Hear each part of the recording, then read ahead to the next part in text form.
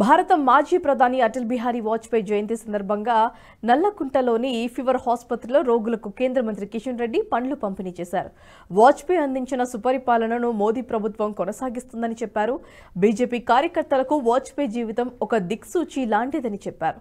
ఒక ఆదర్శవంతమైన పరిపాలన, ఆదర్శవంతమైన రాజకీయం చేసిన వ్యక్తి వాజ్పేయి అని కొనియాడారు.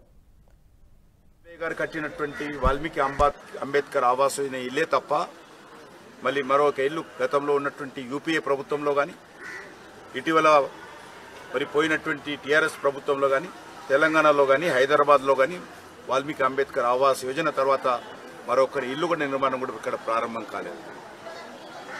అంతేకాకుండా కుగ్రామాల్లో ఎక్కడైతే రోడ్లు లేవో ఆ గ్రామాలకు ప్రధానమంత్రి సడక్ యోజన పేరు మీద రోడ్లు వేయించినటువంటి మహానుభావుడు. అదేవిధంగా పొదుపు సంఘాలకు పెద్ద ఎత్తున ప్రోత్సహించి మరి బ్యాంకుల నుంచి అన్ని పొదుపు సంఘాలకు రుణ సహాయం అందించాలని ఒక సముత్తరమైనటువంటి కార్యక్రమం చేపట్టినటువంటి వ్యక్తి. అంతేకాకుండా పాకిస్తాన్కు ఢిల్లీ నుంచి బస్సులో వెళ్ళి మరి పాకిస్తాన్ తోక ఆడిస్తే కార్గిల్లో మరి పాకిస్తాన్ మీద యుద్ధం చేసి భారత సైన్యాన్ని విజయ పథం వైపు విశ్వాసం ఇచ్చి నడిపించినటువంటి.